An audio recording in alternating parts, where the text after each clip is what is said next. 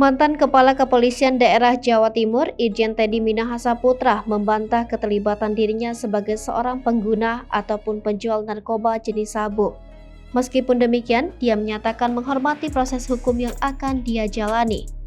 Teddy yang ditahan oleh Divisi Profesi dan Pengamanan Polri menyampaikan bantahannya itu melalui keterangan tertulis pada Jumat malam 14 Oktober 2022. Pria yang sebelumnya menjabat sebagai Kapolda Sumatera Barat itu menceritakan bagaimana dirinya bisa dituding positif narkoba dan menggelapkan sejumlah barang bukti sabu. Teddy menyatakan bahwa dirinya dinyatakan positif narkoba pada Kamis 14 Oktober 2022. Dalam pemeriksaan oleh Divisi Propam Polri, menurut dia hal tersebut terjadi karena dia sempat mendapatkan perawatan medis. Teddy menyatakan menjalani tindakan suntik di bagian lutut, spinal dan ankle di Vinsky Tower pada Rabu 12 Oktober 2022. Dia juga menyatakan menjalani perawatan gigi di Rumah Sakit Medistra pada Kamis 13 Oktober 2022 dan juga mendapatkan suntikan bius selama 3 jam. Usai menjalani perawatan gigi, Teddy menyatakan datang ke Mabes Polri untuk mengklarifikasi tuduhan membantu mengedarkan narkoba.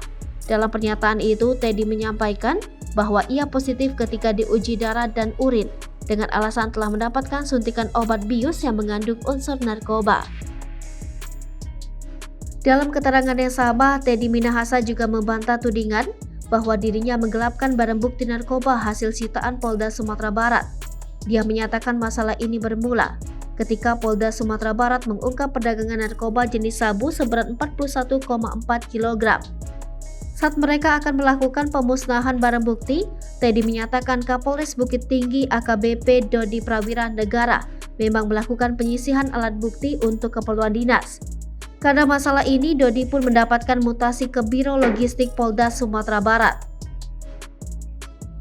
Teddy Minahasa juga menceritakan soal keterlibatan seorang perempuan bernama Anita alias Linda yang disebut sebagai pembeli sabu alat bukti Polda Sumatera Barat tersebut. Dia menyatakan perempuan tersebut pernah menipu dirinya soal penyelundupan narkoba sebesar 2 ton melalui jalur laut di Laut Cina Selatan dan Selat Malaka.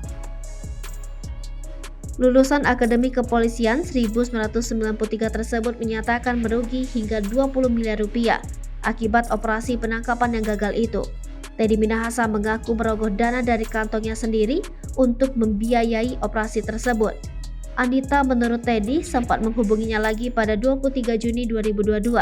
Saat itu Anita meminta pertolongan karena dia mau menjual pusaka kepada Sultan Brunei Darussalam serta meminta biaya operasional untuk berangkat ke Brunei Darussalam.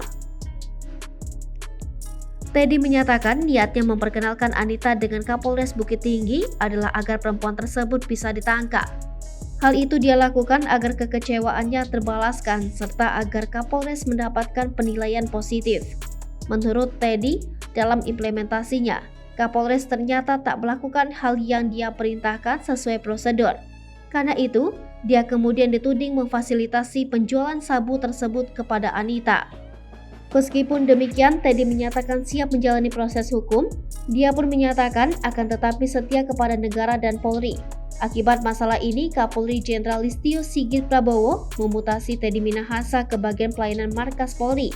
Dalam surat telegram rahasia tertulis bahwa posisi Kapolda Jawa Timur kini diemban oleh Irjen Tony Harmanto yang sebelumnya menjabat sebagai Kapolda Sumatera Selatan.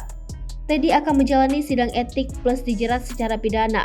Dia telah ditetapkan sebagai tersangka dalam kasus peredaran narkoba oleh Polda Metro Jaya. Hai pemirsa Sri Popo TV, jangan lupa komen, like, dan subscribe, serta tonton terus berita-berita terupdate lainnya ya.